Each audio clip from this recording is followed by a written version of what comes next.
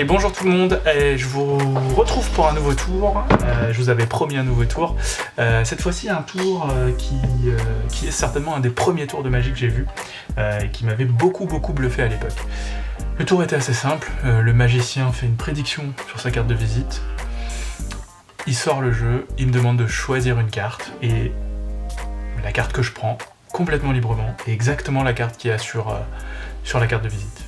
Alors, à l'époque, comme c'était un magicien que je connaissais, il m'a expliqué comment il avait fait. Il avait simplement écrit le nom d'une carte et il avait dans son jeu 52 cartes identiques qui étaient exactement la carte qu'il avait écrite. Alors sur le coup, j'étais un peu déçu, mais je me souviens bien de l'émotion que j'ai ressentie quand j'ai choisi la carte et que j'ai vu que c'était la même que celle sur sa carte de visite.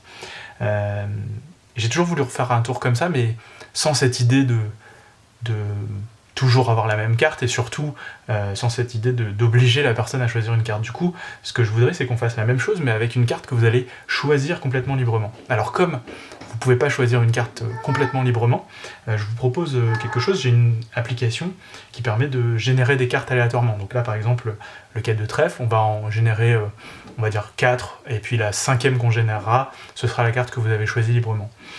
Donc on va en générer une première, le valet de carreau, une deuxième, le 7 de carreau, une troisième, le 9 de carreau, quatrième, le 2 de cœur, et puis du coup, notre carte, le 4 de carreau. Donc qui serait la carte que vous auriez choisie, le 4 de carreau. Et ce qu'on va faire, c'est qu'on va prendre un jeu, et alors dans ce jeu, bien entendu, la carte peut être n'importe où dans le jeu, hein. Elle pourrait être très bien tout en haut du jeu, elle pourrait être même au milieu du jeu, ou elle pourrait être du coup en bas du jeu, vraiment n'importe où dans le jeu.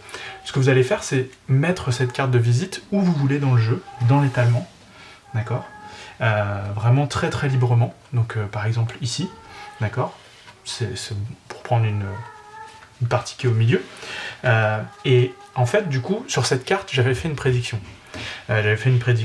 On va juste la regarder, d'accord.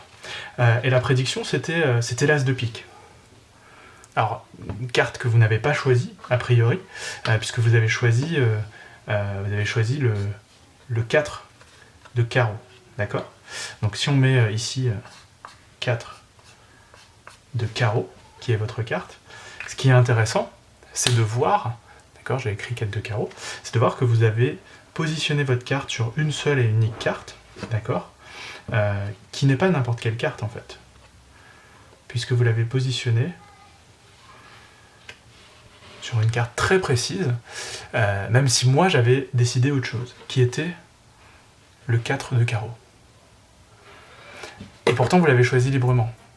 Et ce qui est encore plus fou, c'est que ma prédiction qui était l'as de pique, je l'avais faite parce que je n'avais mis que des as de pique dans le jeu.